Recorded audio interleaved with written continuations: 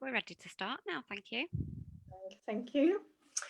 So good afternoon, everyone. My name is Professor Fiona Devine, and I am Head of Alliance Manchester Business School at the University of Manchester.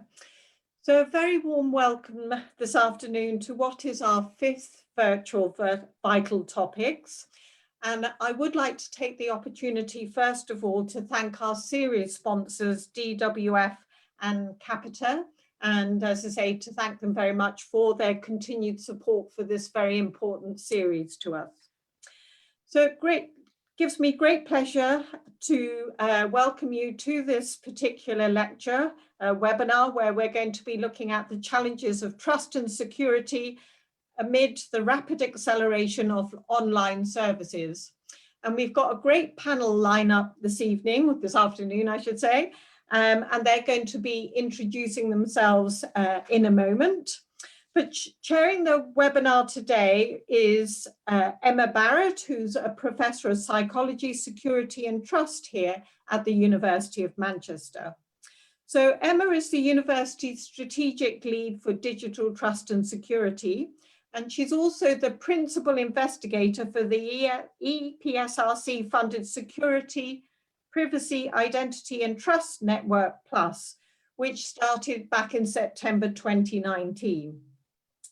Now, the University of Manchester's Centre for Digital Trust and Secure Society has just been launched this week and will indeed be led by Emma.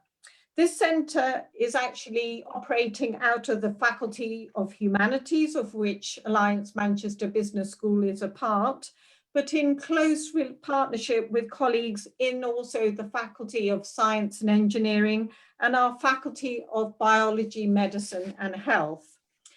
Now, this reflects really the central importance of a multidisciplinary approach to issues of digital trust and security, which is very important to us at the university, and also very much puts the social dimensions of digital security at the heart of our thinking about real-world security problems and the way in which research can help solve them. So in terms of the new centre's work, the areas of research that my AMBS colleagues are involved in include the areas of cybercrime, fintech, digital inclusion, trusted business systems, privacy and data collection. And indeed, Dr. Richard Almendinger, who's our business engagement lead in the business school, also heads up the organizational cybersecurity cluster in the centre. Now, the centre will also feature many business collaborations, again, something that's very important to us both in the business school and the university. And we'll be working, for example, closely with Greater Manchester Combined Authority and also with GCHQ, which many of you will know opened a site here in Manchester in 2019, right in the heart of the city, of course, with offices in Heron House in Albert Square. So today's webinar will very much be taking an in-depth look at how industry and academia are working increasingly closely together to tackle some of the huge challenges around cybersecurity. Such challenges are, of course, really evolving very quickly for business across all sectors, not least because of the rapid acceleration of online services across a whole swathe of sectors in the wake of the global pandemic. So we have to say we've got Emma chairing a fantastic panel, and I'm sure that there's going to be a very interesting discussion and of course plenty of time for you to ask questions and to have some great answers later on. So we very much encourage you to be posting questions in the chat box as the conversation evolves, and very much hope that you're going to be enjoying today's event. And on that note, I will pass across to Emma. Thank you, Emma.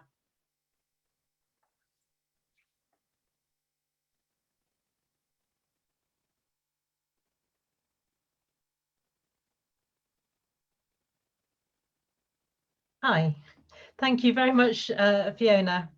And thank you also for letting me, as a School of Social Sciences interloper, come and chair this this session. It's a great privilege and it's a fantastic opportunity to share some thoughts on some really important topics.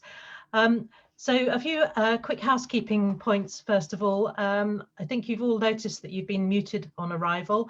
And you can, of course, unmute yourself later on to ask questions.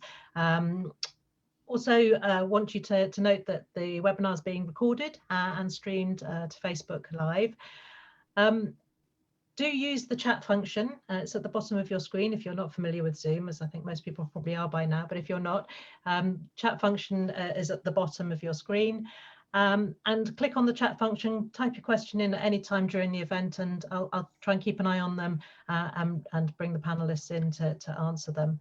The chat's saved automatically, so if there are questions we're not able to answer or we've run out of time, we can revisit these later on after the event.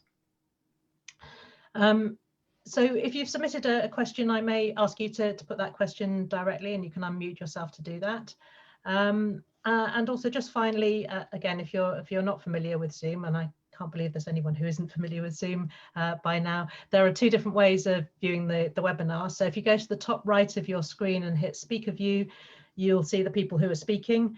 Alternatively, you can click Gallery View and you'll be able to see everyone who's listening and has their camera on as well. So the recommendation for the team here is that you watch in Speaker View, but it's completely up to you. So we have a fantastic panel here today. We have Alban Tramard, who's the Chief Information Security Officer for the HUT Group. We've got Victoria Knight, who is from BAE Systems, but is also co-chair of the Greater Manchester Cyber Advisory Group. We have Dr. Elvira Uyarra, who's a reader in Innovation Policy and Strategy in the Business School. We've got Professor Adam Johnson, who joins us from Bath University, and he's also the director of the UK Research and Innovation Digital Security by Design Social Science Hub as well. I wonder, just before we start, if maybe I can ask each of you to say a couple of words about your background and the relevance of your role when it comes to thinking about digital trust and security. So maybe we start, Alban, with you. Hi, I'm Alban. I'm the CISO for the HUT Group. For the one that don't know, the HUT Group is composed of e-commerce with selling direct to consumer with a brand like MyP, look fantastic. But we also do serve white labels and the likes of Nestle and P&G and many other brands. But we also do have a hosting division where we have many customers that use our services, and leisure with hotels in the city, in the center of Manchester. And more recently, we've been acquiring recycling facilities to stay green in all our work. So my role as a CISO is to make sure that the business stays safe in all of those areas. And obviously, being internet facing, cyber criminals are around the corner and will take advantage to any flaws that we may have in any of those technology stack. And the Soteria project is keen to our heart, and we need to try to make some progress to close those gaps. Fantastic, thank you. And the HUT Group, of course, one of Manchester's real success stories, and still growing. Vic, tell us a little bit about your link to Manchester and digital trust and security.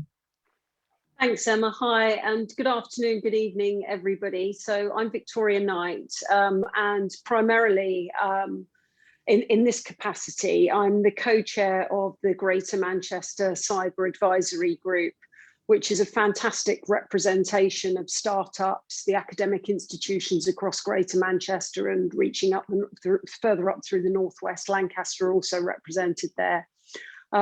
Government departments such as GCHQ that Emma's just Fiona mentioned in her opening state address. I also work for BAE Systems, which is my day job, and I run the strategic campaigns. I work for Applied Intelligence, which is the cyber and security division of BAE Systems, and for the last 20 years have focused on defence and national security, which is my domain. What are the things that I'm passionate about?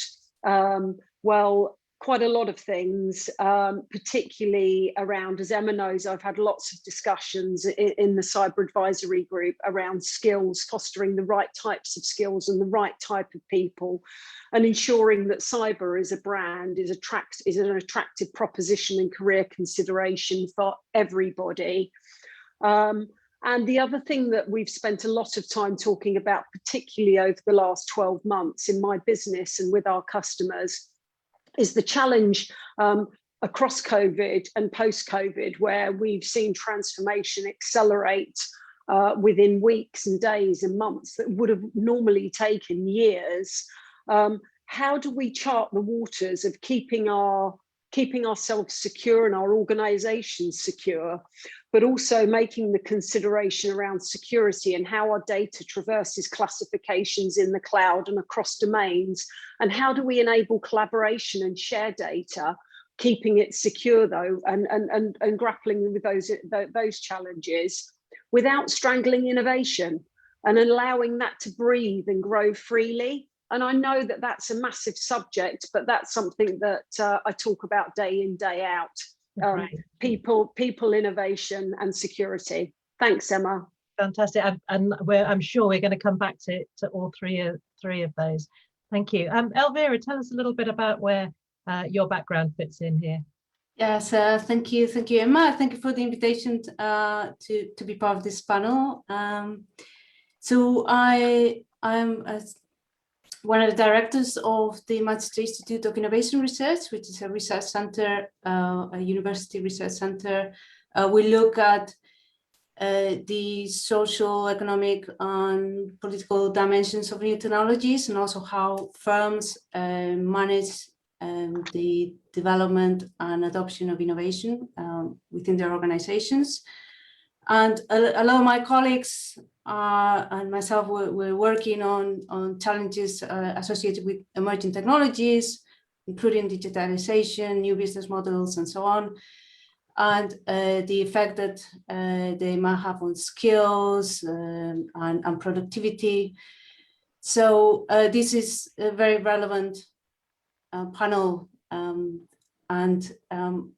one of the I'm here because I'm working with regional management, which you mentioned, on the Soteria project together with the HUD group, which is funded by the innovative, the Digital Security by Design program in the UK. And we're trying to address these issues precisely. And my interest here is, I'm interested in innovation and new technologies. And one thing that we're not paying sufficient attention to is to the kind of vulnerabilities and the risks that emerge from this digitalization trend.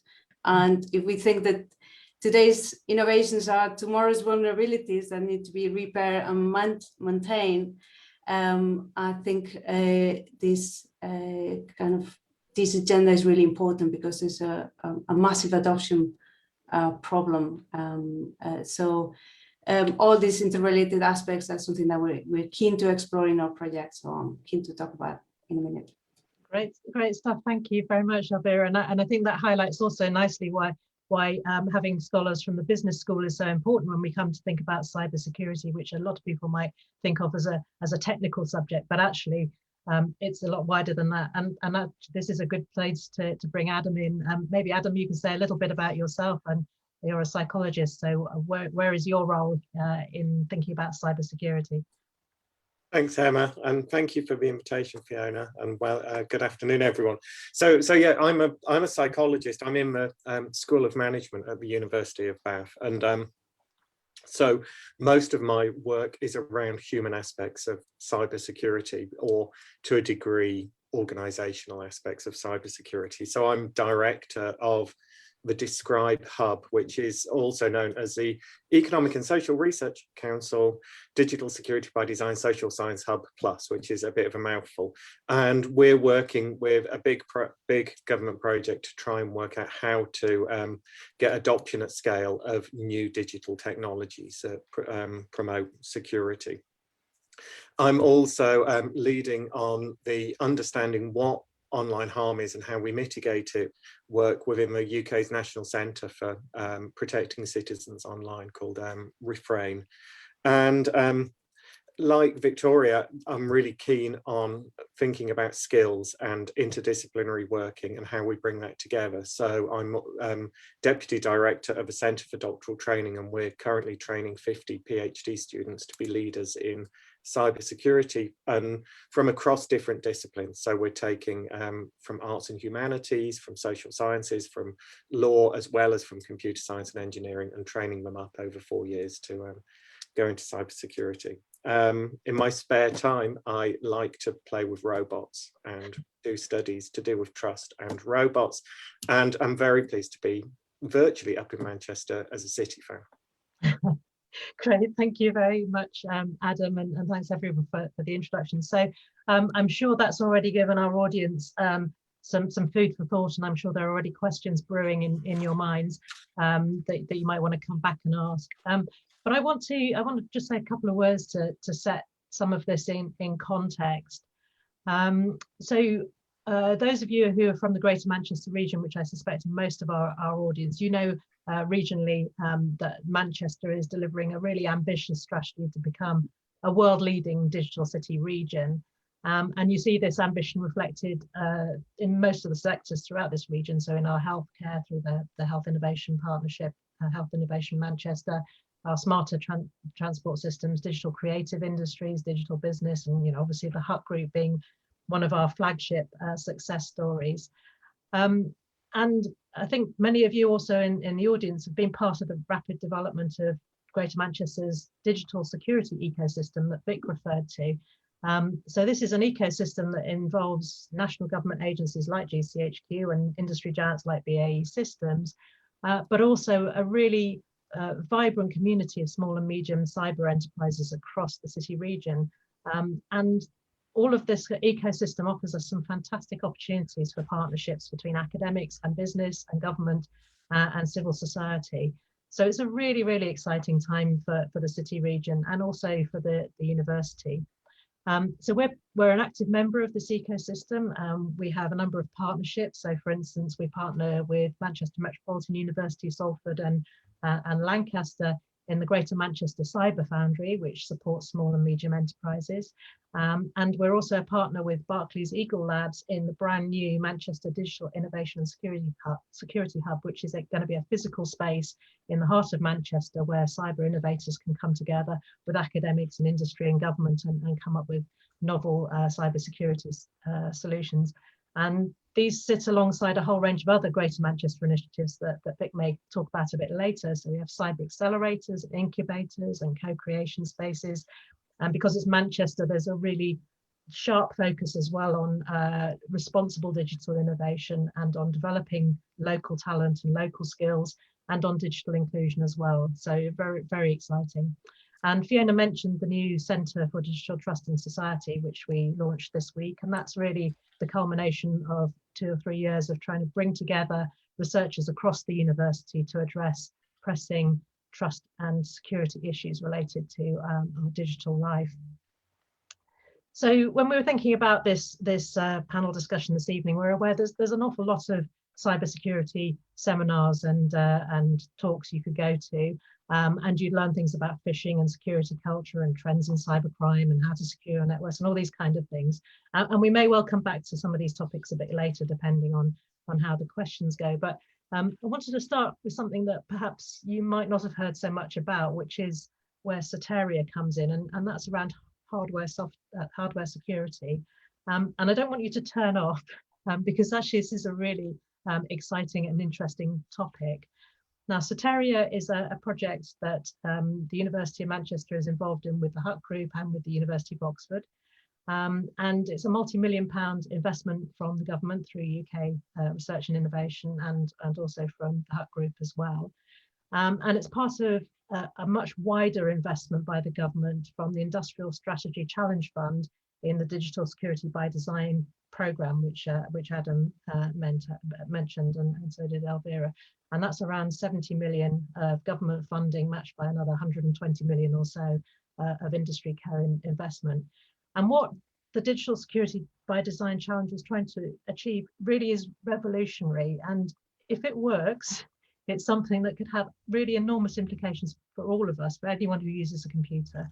And that's not just the computer in your workplace, but also the computers in your car and your healthcare systems and your transport infrastructure everywhere.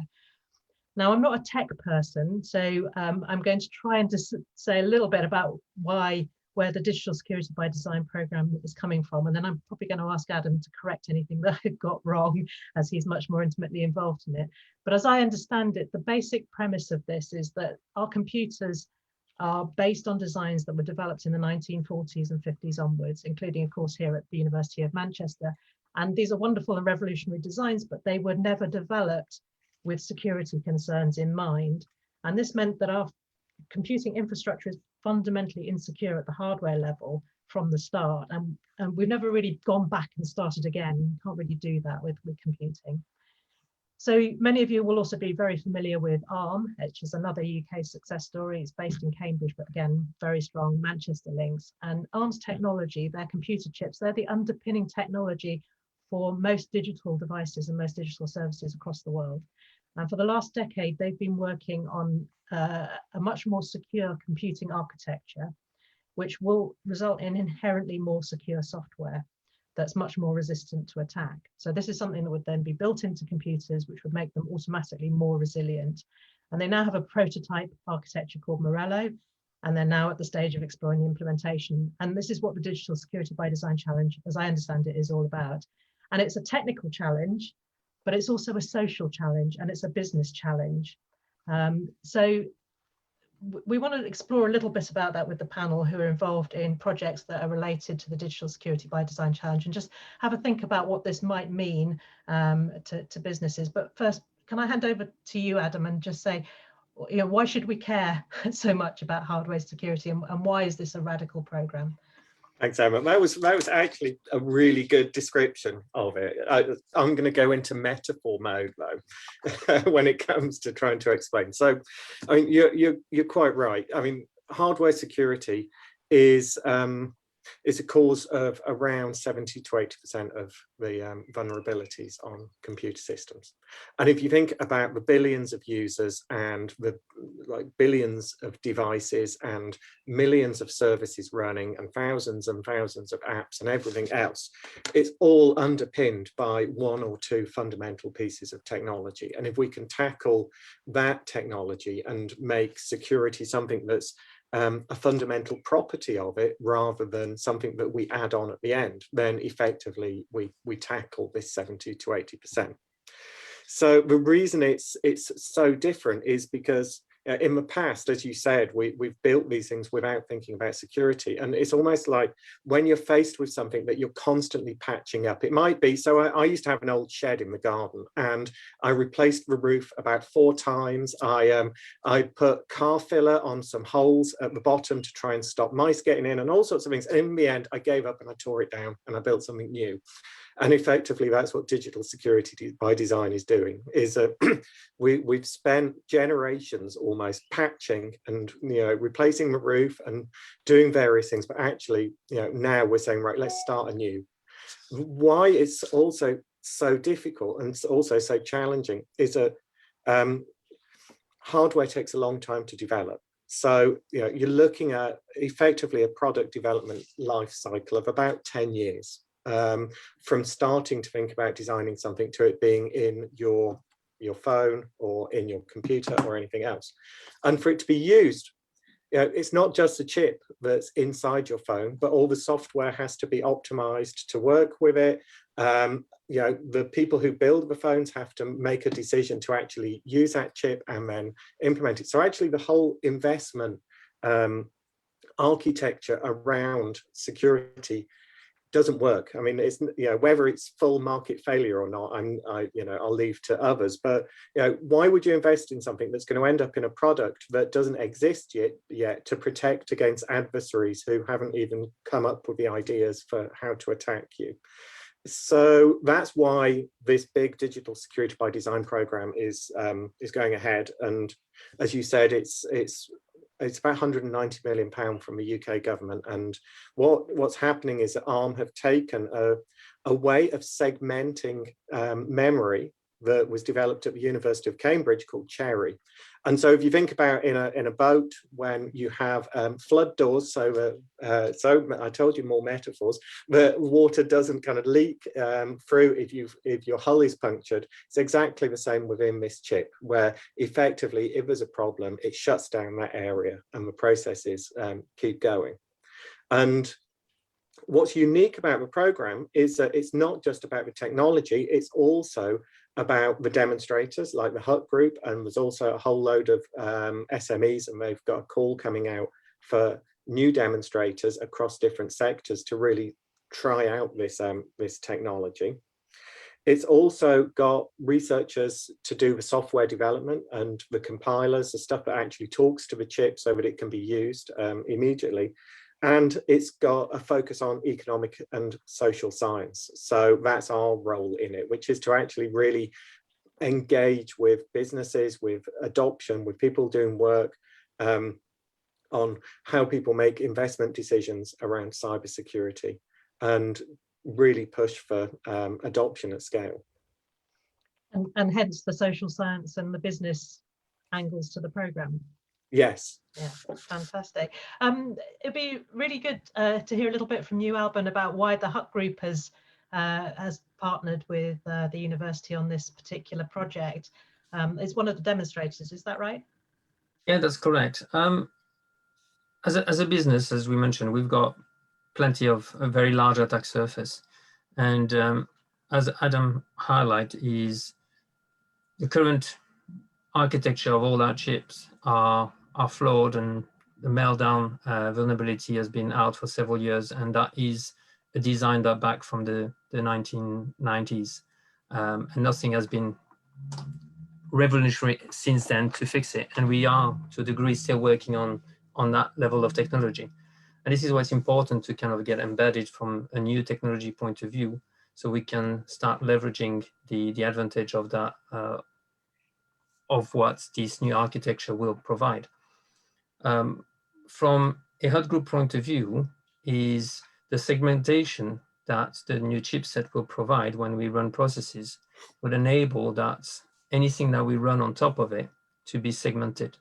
So that can be from a customer point of view. A customer could be an e-commerce customer, but equally in our hosting services where we have shared hosting machine, so shared servers, where you have multiple customers and you always have a risk that one customer could jump onto another customer. We're putting plenty of control around it, but ultimately if there's flaws in the processes right at the bottom, then you still have risk. So this is why it's key to make sure that if we secure from the bottom, then we will have a much easier life thereafter on the stack above it. Terrific, and it's a sizable investment that the Hut Group has put into this, both in time and other resources. So something that we're taking very seriously. We've got about 30-40 people working on it at the moment. I think I've got James and Phil in the audience, so they can keep me honest on the numbers. They are much closer to me than on the project, but we are seeing it as a game changer to secure the whole stack that is going to be on top. So if we can influence on how those things are getting used, then we will be leading in that space. Fantastic. And Elvira, so where does the business school come into this partnership and into these issues? Yeah, so I'm glad that the explanation, technical explanation, was kind of done already for me a little bit, because otherwise I'm in trouble. I can see James in the audience from the Hut Group. So the project is called Soteria. We have a bit of a debate whether it's Soteria, I think, because it comes from the Greek goddess of security, apparently, and so none of us speak ancient Greek.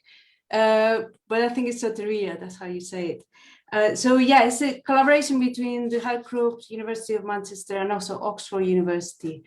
And in the in the University of Manchester is so colleagues at Computer Science Department, so Mikel Lujan and his team, and in the business school is Richard Almendiger, Susan Lee, and myself. And so, yeah, the project as was described was to demonstrate the security capabilities of this kind of Morello system of ARM in the kind of in the e-commerce platform of the HUD Group. And I think it's really important that the HUD Group, being such a lead organization and more and giant kind of e-commerce player, by demonstrating this technology, it can act as a kind of lead user for it, and it will kind of, I think, accelerate adoption quite significantly. So that's I think it can potentially be a game changer. So apart from the kind of technical side of the project, we consist on kind of the demonstration side and also on models for simulating, detecting, and mitigating kind of security attacks with all the data that the HUD Group has, because it's so exposed. And well, it has such experience in this, they're able to kind of build models and algorithms using the data that they have on cyber attacks to prevent that kind of in real time. And our side of things is to help demonstrate the value that these technologies bring to the business and how investments in cybersecurity can be better justified.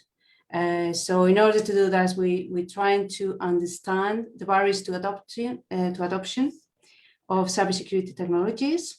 We're also trying to understand and measure the damage that cybersecurity attacks can have on business, particularly on productivity losses and other costs.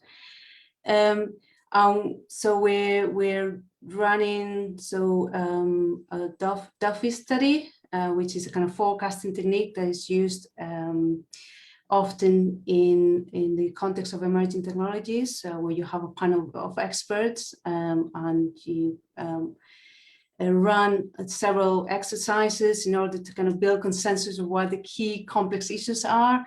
And so the objective of this, or what we're trying to achieve, is to get a better picture of how to, what these risks are, what these costs to business are, and how you measure them in order to come up with better indicators, better measures that they can be turned into kind of business optimization exercises that can inform business decisions when it comes to make the decisions on cybersecurity.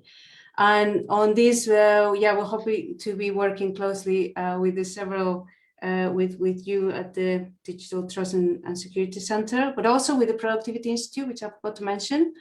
So Productivity Institute, which has recently been created and is headquartered at Business School, is one of the things they're looking at is how to measure the productivity benefits of digitalization and digital sectors. So this is not trivial, and we know that the digital economy contributes a lot more than the statistics tell us. So how do you measure these productivity gains or productivity costs associated with cybersecurity and cybersecurity measures? So, yeah. So there's a lot in there, Elvira. I mean, so obviously better cybersecurity helps businesses because it reduces the amount of time and effort they have to spend on resolving what happens when they've been the subject of a cyber attack. But the Digital Security by Design program, if it's rolled out to businesses, that will also require a very significant investment on their part to be presumably replacing hardware and software. And do you think businesses are ready for that? Well, I think that's really, yeah, that's an interesting point and very important in terms of adoption, because as actually colleagues from the HUD Group were telling us, it's very difficult to make a case to invest in cybersecurity measures, because and this is the reason why companies tend to underinvest in these solutions. The first of all is, for me, is process innovation, which is directed at reducing costs or at least avoiding costs. So often they have less priority than other investments in new products and new solutions that are a bit more sexy, and they're more connected to profitability, if you like. So they often have a kind of a bit less of a priority, but also it's very difficult to measure what the advantages are in terms of cost avoidance. So how do you measure those costs? What is the counterfactual? It's very difficult to understand what are the losses that you are avoiding through these measures. So this is something that we're trying to shed some light on. But it's also, if you like, the benefits of cybersecurity measures go beyond the organization, beyond the firm, and affect other firms, suppliers, users. So this is like what economists would call externalities. And so there's a market failure there. So firms are unlikely to invest sufficiently in these kind of measures. This is why adoption is so difficult. And maybe we'll try to set some light into this, hopefully, and the whole program. Great, thank you. And Alban, how did you manage to persuade your the group? Slightly disagree. I think as a business within a HUD group, we invest in security. If you were to talk to our CTO, that's one of the first things he said to every single developers is, whatever you do, make it secure. If we don't make it secure, we probably won't have a business. So this is top of the agenda. We can't afford to be hacked, to leak our data, and in everything that we do, we secure it by design. Anything new, we're always going to have a large involvement from the security team, and we invest. We carry on investing on security every other week. I've got a long list of projects that we're rolling out. The biggest challenge that we have is more regarding getting the relevant technical staff that understand how to implement the security features, however they are, either from a software layer, from an application, from a network layers, in all those different areas, is getting the competent staff to do that. The manpower is the biggest challenge. Any business, you have to justify your spend. You know, it's not there's no a blank check for me to go and buy stuff. I need to make sure that there's a business, there's a justification. What is the problem that we are going to solve by implementing such a measure?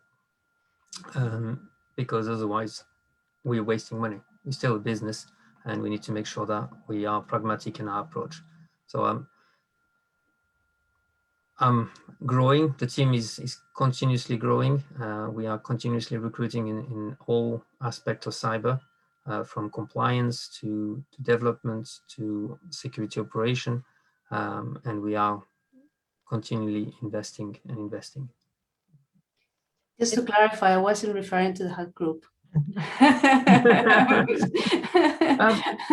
I would say I had a kind of general, kind of especially small firms in mind. It's expensive. Well, ultimately, it's expensive. It can be expensive. You can do a lot of basic things cheaply by having the right processes in place without having the technology, because the technology can be quite pricey. But there's basic governance, basic compliance can help every single business. They don't have to be a technical business. We helped last year a charity that fell foul of a phishing attempt, and they stole money from the charity, which is horrible. And we helped them by training their staff and implementing process in their finance part of the business. There was zero technology involved, but it's just process made them better. So it's opening your mind to different way of solving those problems. It's really interesting and very refreshing to hear that you've had leadership from the very top that said cybersecurity is a high priority. I mean, my sense is that a few years ago, you'd very rarely hear that from businesses. But that does seem to be changing. But Adam, I'm wondering, is this something that you've seen? You've been in this area for a while. Are you seeing more attention being paid now to cybersecurity at that kind of top level, board level? It's patchy in my experience. So, so some companies do, it goes by sector. So I mean, some sectors are woeful when it comes to security. I mean, an example is the automotive, where they think it's perfectly acceptable that you can provide a product where you have to buy a Faraday cage to protect your keys from being cloned and your car being stolen, and somehow that's fine, and then suddenly they find that they have to stop production lines because they're back of a queue for buying chips because they've always gone for the cheapest, oldest ones imaginable, and so it depends on sector, which some sectors security matters, whether it be finance or personal information that's being dealt with, and they tend to be taking it a lot more seriously. I mean, partly because we're seeing fines go up a lot more. So suddenly we've gone from you've lost millions of people's data, here's a £10,000 fine, to under GDPR, massively more substantial fines, which shows there's a role for legislation and kind of the sticks as well as the various carrots. And I think sometimes we are too careful around organizations that decide not to invest in fundamentals in terms of the security of the products they sell. And there are roles for legislation to deal with that, as well as for us to encourage it through nudges and incentives in various forms. Indeed. I mean, Vic, maybe I can bring you in here. Is this issue of taking cybersecurity seriously, is that something that you've recognised in your work as well? Well, absolutely, Emma. It's part of the DNA of BAE Systems. We're one of the most attacked organisations globally because of the nature of work that we do. And in fact, my team, I have a team that are part of the first responder group for the National Cybersecurity Centre. So when we saw major breaches like TalkTalk a number of years ago, they will go in and do the forensics and investigation. But I just want to, so for us, that's something that we take seriously, but of course that's not common to everybody. And I think that we've had a lot of discussion, and Adam sort of, articulated that 70 to 80% of the vulnerabilities are down to hardware. But actually, what's the impact of that on the business as a whole? So they might be the vulnerabilities, but actually the other 30%, and we've touched on people and process and the culture of an organization.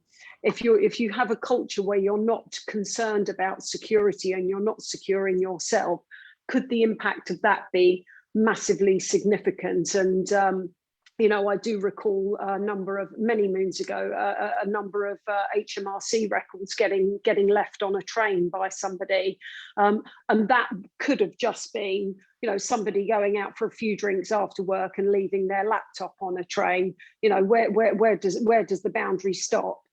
But something that my customers talk about a lot when I go to talk to government departments, financial institutions, is to use Adam's metaphor. When do you stop putting, did you say car filler into the shed? You started using polyfiller or something on your shed. When do you stop using polyfiller and take your shed down? Or do you just buy another shed and keep the old one as well? Because you've got so much clutter that you've collected that you keep filling the old shed up, and actually you just want to get a new one and start using that.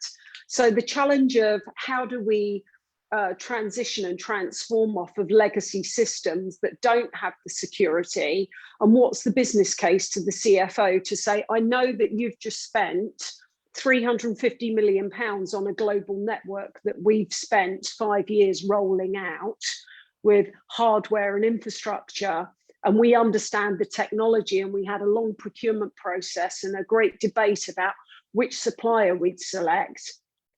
How do we now transition and transform that when we have a lot of other pressures? And who's to say that the decision that we make now about the next new bright shiny thing, how long's that going to last? So should we keep feeding and watering and investing in money and putting polyfiller and sticky plasters over our old legacy system that we've invested an incredible amount of money into? Or do we actually try to transform that, or actually just buy a new one? And in fact, I was with a customer today, and we were having that very conversation about when do you, should we actually just build a new one and keep the data on the old system there? And so they're very real, live, apparent conversations, and they go way beyond the hardware. They're about how does that impact the policy. Alban talked a lot about, the process. What's the cost that I'm going to put into this cost model? Not just about the procurement of the kit and the network infrastructure. What's the cost of upskilling my team? Are there future skills on the horizon that I can ensure that we see are relevant and that actually we can sustain that tempo and manage that? So there are a whole lot of considerations, and it's really refreshing actually that you've got a lot of people from different disciplines, because often you find people making a sale to the CISO or the IT director, and they talk about, an inventory of things that they should buy to keep themselves secure, when actually, the conversation needs to go far higher and wider and organisationally wide. And I know that you gave reference earlier to some of the great work that the collaboration of universities across the Northwest are involved in with the Cyber Foundry, and they're testing exactly that. Does your cybersecurity posture enable you to innovate and grow quicker? And they're changing the language and position of cybersecurity. So rather than it being the sell of an insurance policy to your CFO, buy this and no one will break in, it's a buy this and we'll be more profitable, because actually we can innovate quicker and it'll enable other things across our organization. So I think that we need to ensure that we position and tailor the language as a positive message that relates to all disciplines across an organization, rather than something that a CISO will be, that comes with a patch management schedule and vulnerability testing and pen testing with a new piece of hardware. So I think that we all have a responsibility to evolve that conversation to a wider, broader audience, because it's everyone's responsibility. Yeah, indeed. And that point about legacy systems is so important. I mean, we still have, bits of critical infrastructure still running on bits of Microsoft XP and unpatched systems. I mean, as we saw with the ransomware attacks, with the WannaCry attacks on the NHS. So, and we're now telling people, well, you might just have to replace everything with so that you can be secure. It's a big challenge. I had a conversation with a customer a number of years ago where actually they had a piece of kit in a data center, and nobody had the skills left and nobody wanted to turn it off. And actually it was one of their biggest revenue generators. And we actually moved most of the kit out of a hall in a data center, and they were even willing to keep paying for the racking, the heating, cooling and lighting in a complete hall of a data center that was virtually bare, just so we didn't switch this piece of kit off. And if we did, no one knew how it would fire back up again. Anyway.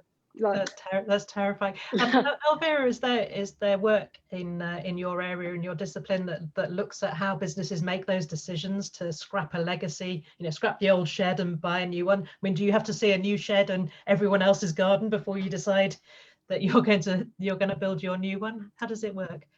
Actually, a lot of the discussions, and I have to admit I'm not an expert in cybersecurity, but I can see how it resonates with other sectors and other technologies and technology systems that we talk about in innovation studies.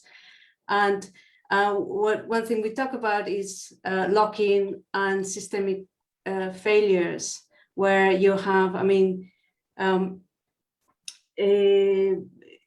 technologies go evolve, with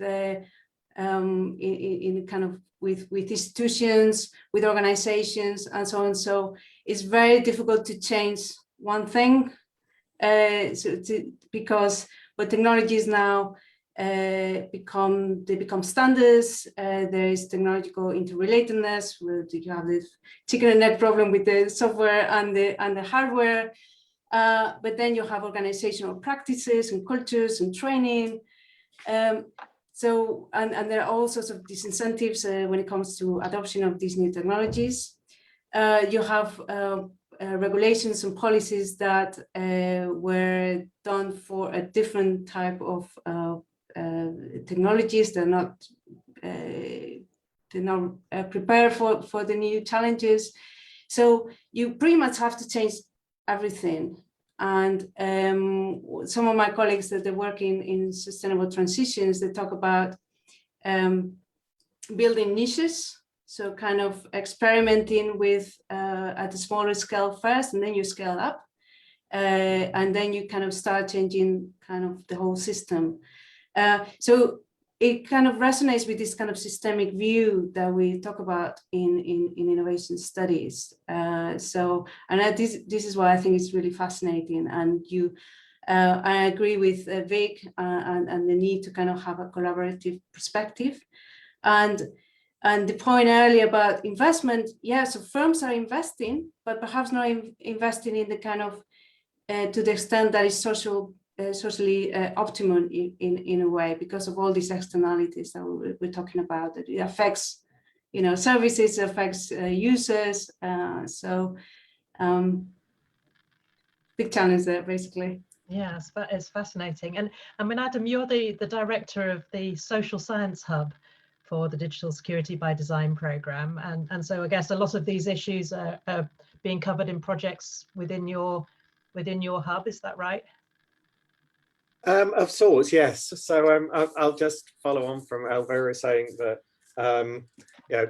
CISOs, so security officers, tend to be a bit like academics, where they ask for investment and they always want more. And so to say, are you investing enough to a security professional isn't because that's their job, and so as far as they're concerned, they would kind of spend as much as they possibly could. So we're doing a few different things. I mean, a lot of our work hasn't started yet because we're doing scoping reviews to try and understand things like investment decisions, and we've commissioned those out to different universities. But the other work that we've been doing over the last few months is about anticipation and how we talk about security. So we've been working with one of our colleagues at the University of Bristol, Genevieve Lively, on the use of storytelling in talking about security and talking about the vulnerabilities that we might face in the future, which has been really useful because we saw right at the start of this, it's actually difficult to talk about security. It's difficult to talk about things that haven't happened and may never happen, especially in context products, organizations that don't exist yet.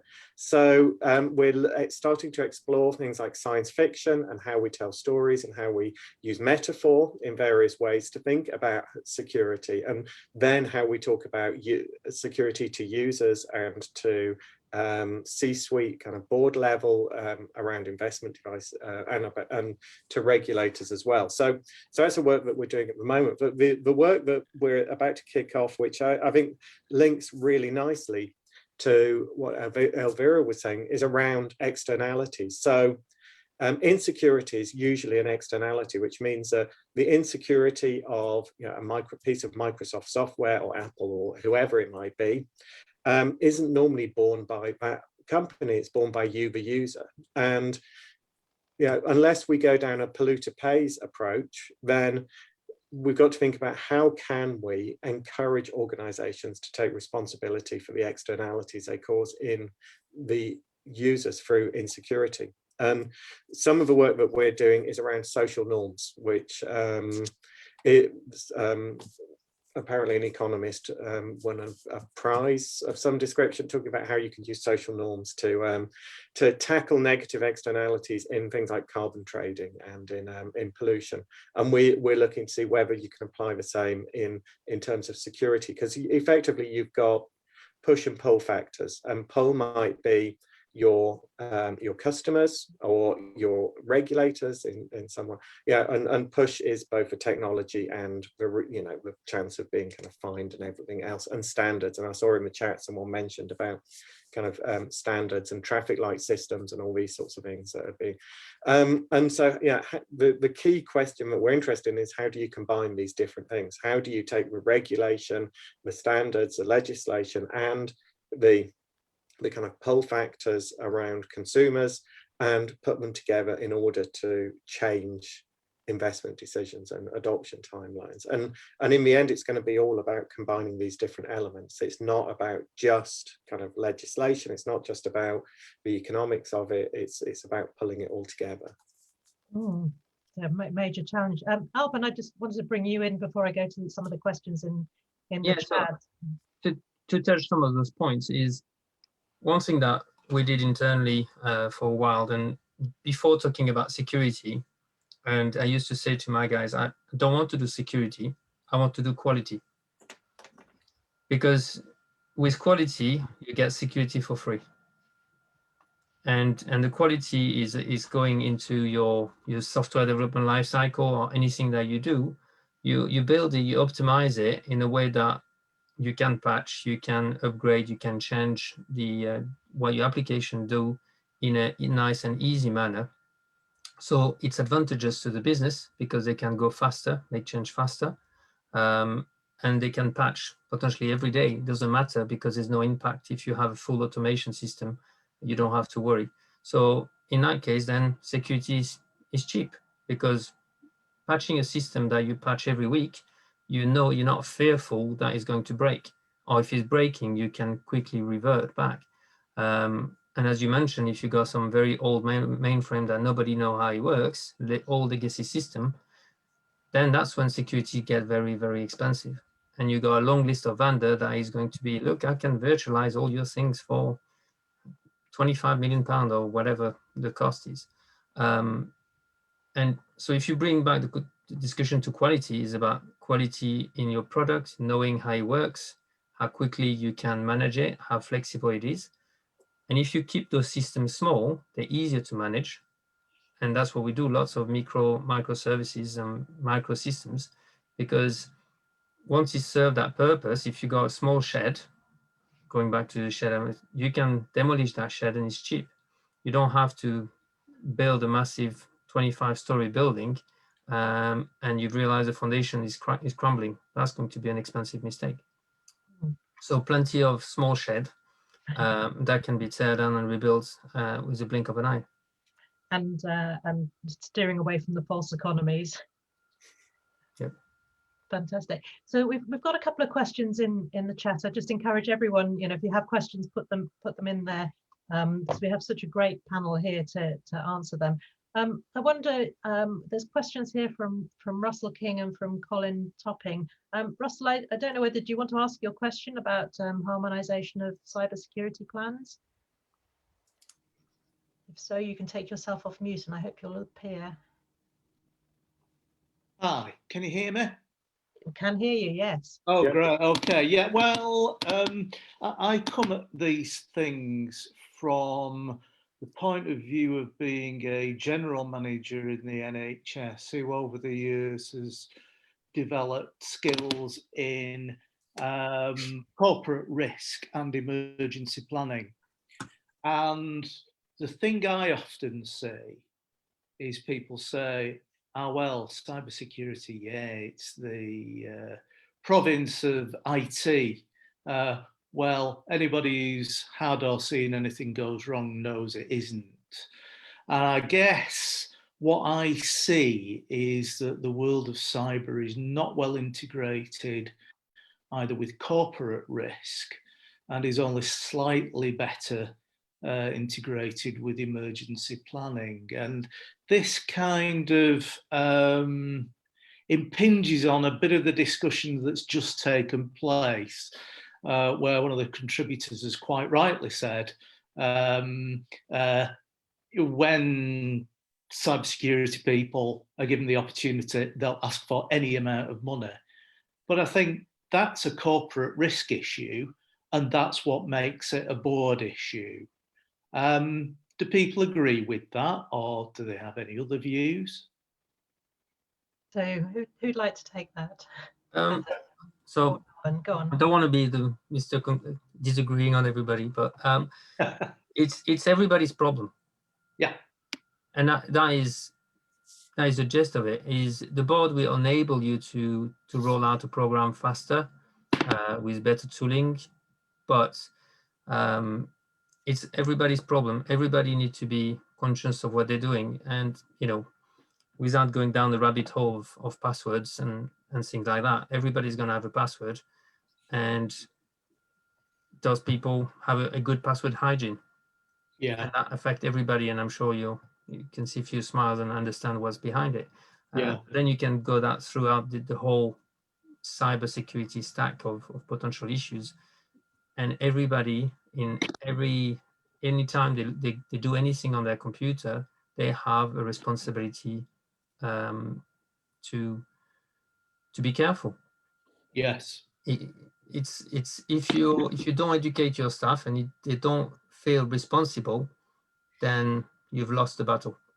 Yeah, and indeed, your HR policies need to align with that as well, and things like disciplinary routines, stuff like that. Adam, looks like you want to add something there. I'm going to jump in. So thanks for the question. Thanks. I'm going to disagree with Alban a little bit here. Yes, right. You've got to link it all together, because as we've seen with the pandemic and everything else, you can't separate out cybersecurity from basic work processes. So suddenly we all had to go work at home, and things that needed to be secured suddenly could be secured but couldn't be before. We've done lots of work with organizations where there's been a real misalignment of cybersecurity policy or information security policy and the work that people are actually doing. And to the point where people have had to send architect plans to other companies, but they've not been able to use USB points, and they've not been able to send files over a certain size, and they can't use cloud services. And so in the end, they have to adopt what's called shadow security by emailing stuff to their Gmail account and using it. And so aligning general kind of organizational processes and work goals with security is what we need to do. And we need to stop blaming users for often the mistakes they make. Right? I often make a mistake when I'm typing my password into my computer in the morning to open it up. It doesn't end in catastrophic failure. And yet, if I accidentally open up something on an email that I'm not supposed to, it can do. And that's not my fault. That's a slip and a problem with the design. Humans make mistakes. And what we need is to move towards what's called a just culture, where, we don't blame users for making mistakes, but instead we encourage them to report and to support each other. And we use them as our last line of defense, not as a get out to kind of blame when something that we've designed to be structurally insecure causes a problem when they make an everyday mistake. Yes, thank you. Rant over. So I agree, Adam. It's when I say it's everybody is responsible, it's not about finger pointing. We need the users to make sure that they communicate, they tell X, Y, Z, to make sure you have that visibility, and education that's a big part in that. It's more, you can't just say, oh, it's the board's decision. The board has got a lot to respond on to make sure that they fund their security program in whatever shape or form it is, exists and can be run. But without the help of the users, you will lose. People are people. The best way to secure any system is if you remove the human factor, and then you reduce your risk massively. But we need the human there, and it's about how do we work with that human, because he will make mistake, he will click on the link, he will try to do some shadow IT. But it's about how you reduce all those risks. And there's no one person that is responsible. Well, the CISO is going to be accountable, but everybody needs to play their part. You mentioned about people clicking on the link. We had people in the past where people click on a phishing test link 2 seconds after the email has landed, time and time again. So that's when they're not being diligent on the way they are reading an email and applying very basic security. And education's got a big piece to do, but then you can only educate people so many times before you take some other actions. And yes, all those elements of cyber within the people element need to be fully thought through. And believe me, when we've got a workforce of 10,000 people, there's always a degree of shadow IT that creeps in into weird and wonderful way, and that keeps us on our toes all of the time. Okay, Russell, did you want to come back very briefly on that before? Oh, no, that's great. No, I think all of those examples that have been given are examples why, there needs to be a broader look than it's just the IT department's fault. Well, actually, that's a truism about any specialty, if you like. I've seen other places where, capital projects have plainly affected the whole organisation. So it can't be just the capital projects department's fault. So yeah, thank you. Okay, thanks very much, Russell. I'm going to bring Colin in. Colin, you've asked 2 or 3 questions, or made 2 or 3 points there, all of which are really interesting. First of all, would you like to come in and would you like to maybe pick one of those to expand on a little bit? I would, but I'm going to defer because I think Bridget asked an even better question. I think she's asked better than all my 4. So, and because I'm probably asking a question where I have my own views of an answer, whereas I think Bridget wants an answer to be more informed. So I'm going to defer to Bridget. In that case, Bridget, would you like to come in and ask your question, because it's a really interesting and important one? Okay. Hi. Can you hear me? We can hear you, yes. Okay. I'm really concerned about older people, and I have had every hacking I think that's possible. My equipment is old. I've got an old Toshiba laptop, and I can never, ever get anybody to help with problems. And that puts an awful lot of older people off using tech, and nobody will approach it from that angle. It's such an interesting question, and I think it also highlights something else, which again ties back to the issue of legacy systems, which is when people can't afford to upgrade their technology to the latest, most secure technology, there's a real danger of a kind of digital security divide opening up. Is there anyone who'd particularly like to come in before I pick on someone? May I just ask something else? Of course, yes. I'm quite happy to buy new tech, but Apple and stores are only interested in selling the most expensive, and they don't seem to be geared towards security. Sorry, that's all. I'm going to look. Okay. Adam, you're a Mac fan. Thanks, Bridget, for the questions. I'm not going to defend Apple's pricing policy. So I led a project called Cybersecurity Across the Lifespan, and older adults were one of the things that were one of the groups that we focused on, as well as children. And I mean, there's some really simple things you can do the first thing I would say is try not to be terrorized by fears of insecurity, because actually, the point is we're all in the same kind of situation, and what you need to do is accept that if something does happen, you've set in the protections in place that it won't be catastrophic. Just like, if you make a mistake, it doesn't lead to everything terrible happening, which means things like using different passwords for things like banking and email. And if that means writing down your password in a little book and locking it away, then that's absolutely fine. And if you feel comfortable using something called a password manager, do that. But writing passwords down and keeping it in your house is absolutely fine compared to using the same password over and over again in different services. There's also something that banks use called two-factor authentication, which means that when you sign on, you get a code sent to your phone, and that helps a lot in terms of protecting your services and your devices. In terms of kind of Apple are very good for older adults and the support they provide. They run classes on a Saturday morning and various things like that. But there are lots of also the Open University has courses on security.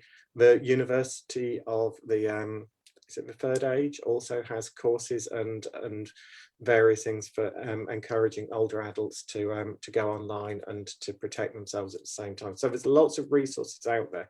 It's just a case of not being terrified about, because actually the dangers of not having access to resources is probably just as bad. And am I allowed 1 more minute or 30 seconds? No. The general lesson is always about resilience, and it's the same for companies as it is for individuals, which is if you do something and the worst happens, you've got to be able to bounce back easily. And in the case of technology, that means having backups of all of your photos and things like that, and being able to kind of accept that if something really does happen, it's not that bad. You can just wipe your computer, take it to a service provider and get it cleaned up, and you've not lost anything because you've got copies of it all. And that's probably the main thing as well.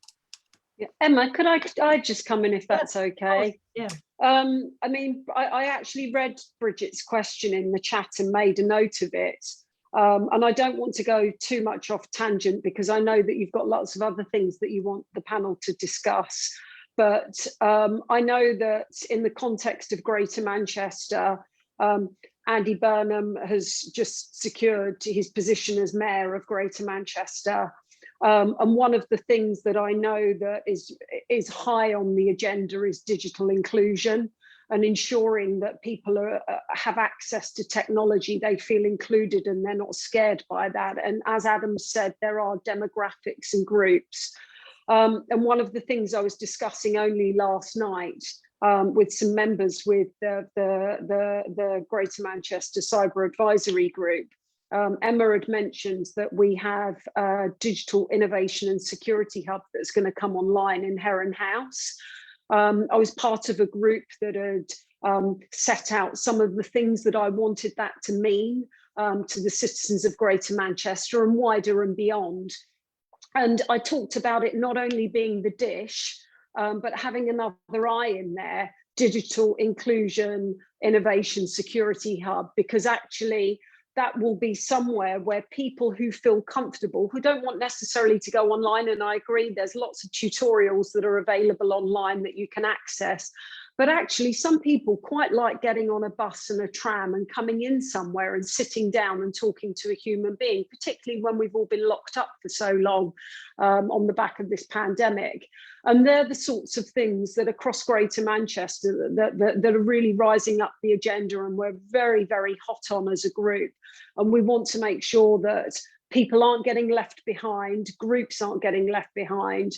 And in Heron House, when that comes on stream, that we'll be running groups, courses, and social enterprises will be bringing people in to make sure that we can educate them and train them about sort of, two-factor authentication and all those sorts of other things. And I would say that also Age UK runs some good services as well. If you want to give them a call, people will come out to your house.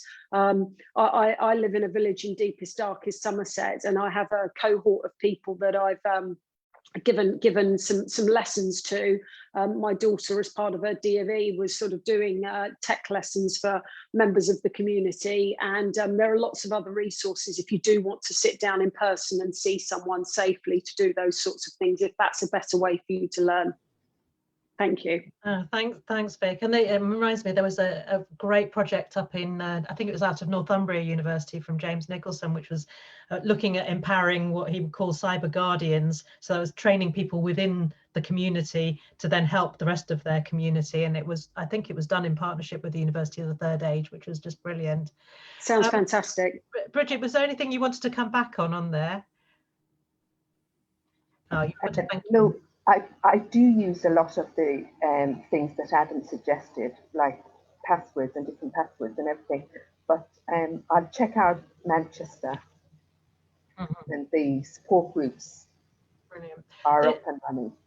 And I think there's a broader context as well with your question, Bridget, which is that, you know, I'm not sure that we as a society yet take online fraud and online attacks on individuals seriously enough. It's at epidemic proportions, but when you look at the amount of policing resources, for instance, that are put into it, it's really very small. So I think, again, this isn't a seminar about cybercrime specifically, but it's an important issue that maybe we'll come back to in a future. Yes, thank you very much anyway. Thank you. There's a question, I'm just going to take one more question. I think Nick Cockle, yours is more of a comment to Bridget, so unless you feel very strongly, I'm not going to bring you in, but maybe Firouz Tarabi Ghazazi, you've made a comment here about education, transparency and accountability. Is there something in there you would like to expand on?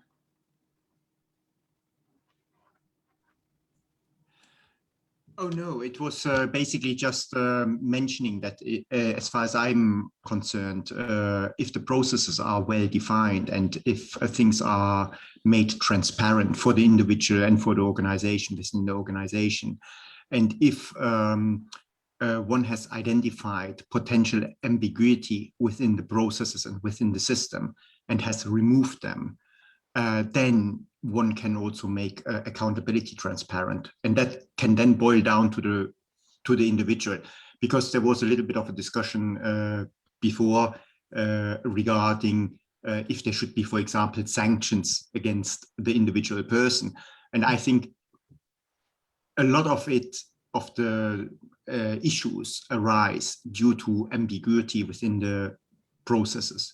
And once they are removed and it has made transparent, so everyone knows who is responsible and who is accountable for what particular part within the process, and that is really made clear, then my experience is then usually a lot of those issues are being removed and people will actually step up to the task.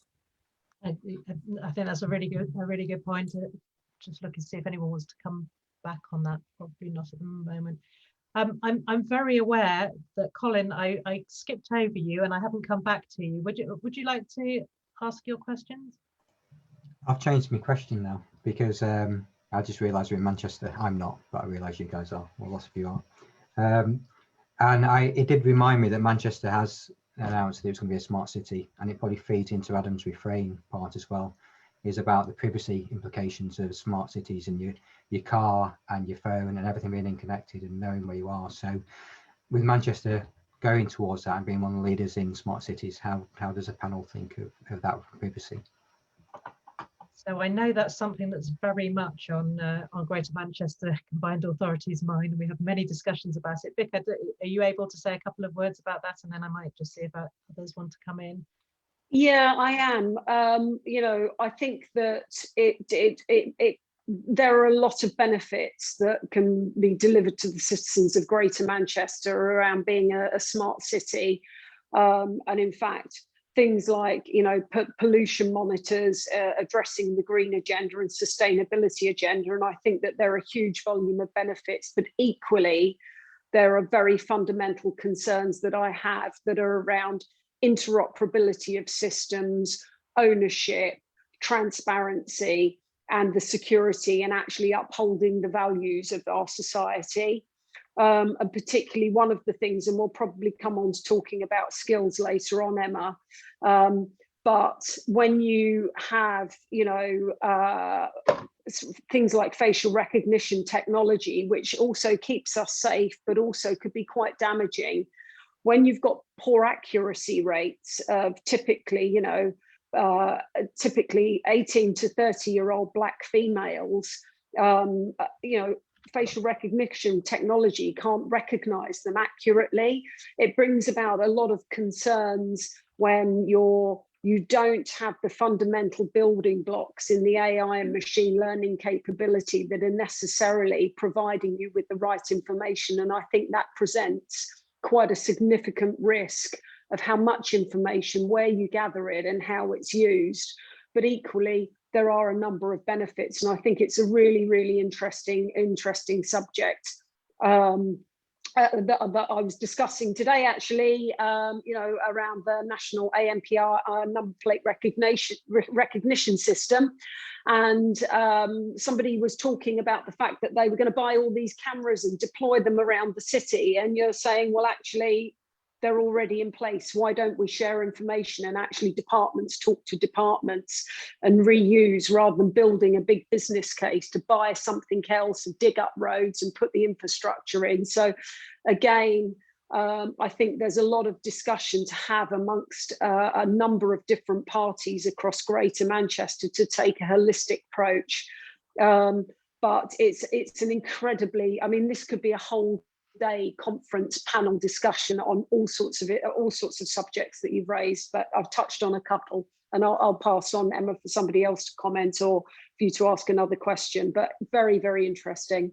It is, and it is something that they're very focused on. This is something that our colleagues in health informatics at University of Manchester are very focused on as well, which is, you know, how do you get the benefits out of having, you know, that kind of sensitive data and all the insights you can get from it and all the advances you can make from it, but still protect people's privacy and maintain their trust in it. And there's a very interesting program of work they've been doing around citizen juries, where they kind of bring sort of randomly selected but representative groups of people together to talk about the issues and see what citizens feel about this, and make all of the information. It's some really incredibly insightful and thoughtful contributions to that. I can see Adam kind of waved. Is that yeah, I just wanted to say, I mean, I agree almost entirely with what Vic said, but I mean, the other thing to think about is privacy designed into these systems from the start, and also who owns the data. You know, this has been the challenge with places like Barcelona and others, where often the data goes to third-party companies, whether it be Vodafone or O2 Telefonica, whoever, who, you know, effectively own all of the data from the sensors that are deployed. And the final thing I'd say is that, you know, the danger is always that we do these technologies, whether it be security or smart cities, to people, not as kind of something that involves them. And I think that's a really critical thing, is that, you know, a smart city shouldn't be something that is done to Manchester or done to Barcelona or Bristol or wherever else. It should be something that, you know, involves all communities from the start, and those same communities should also have access to the data that they're providing, not private companies. Okay. I can see we're running out of time, so we only got a couple of minutes left. I might just bring Elvira back in, maybe to say a couple of words about kind of responsible innovation. So we've talked about cybersecurity, and that's about protecting businesses, but it's also about protecting suppliers and customers. And we've kind of then moved into a broader discussion around kind of privacy and data. But is there research out there, Elvira, looking at kind of how businesses are thinking about responsibility in the context of data and data security? Oh, well, in the institute, we have a few colleagues actually working actively on the area of responsible innovation, responsible research and innovation, looking at a number of sectors, including AI. And so I will be really, really keen to continue these conversations with Victoria and put them in touch, because I think also research is working on smart cities. So I think I'm kind of thinking about how we can bring Victoria to meet some of my colleagues, because this raises fundamental issues, very challenging questions, and very interesting areas for research in the area of responsible innovation, and how firms and organizations are increasingly thinking around this topic. So definitely. Yeah, I think we're talking ourselves into a workshop at some point on data privacy, responsible innovation in a kind of digital city. I'm just aware we're almost out of time, so I apologise to people who've put the last couple of questions in there, but I think we'll probably move on now. Fiona, can I hand back? But before I do, just say thank you very much to all the panelists for really interesting discussion and some very insightful remarks there. And I hope the audience has got a better picture of some of the exciting developments and the challenges that we have ahead in cybersecurity in the workplace. Fiona, back to you. Yeah, so thank you, Emma, and would really just like to say the same. Thank you very much to the panel. I think we have had a great conversation, and it's been really interesting to see all the comments in the chat function and the questions and how you've responded to them.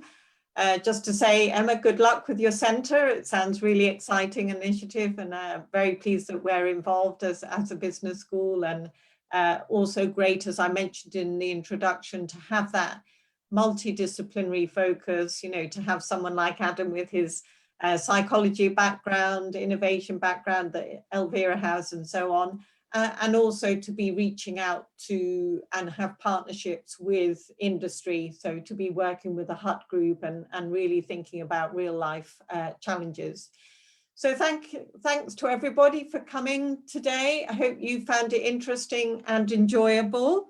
And I very much hope that you're going to join us at the next event. So this is our annual Grigor McLennan lecture. Grigor McLennan was the founder of the business school, the first director back in 1965.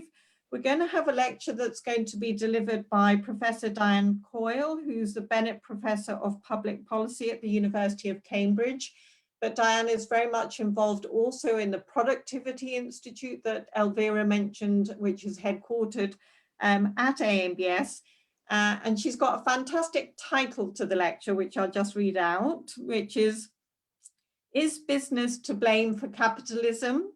How current practices are encouraging short-termism, in ignoring nature and harming customers. So that's a pretty interesting lecture and title there. So I really do hope lots of you will join us. And that is going to be on the 10th of June. And I think one of my colleagues will post it in the chat function shortly. So really do hope that you'll join us then. And thank you very much to everybody for coming this afternoon, and which is now this evening. So thank you and good evening. Thank you. Thank you very much. Thank Very you. much.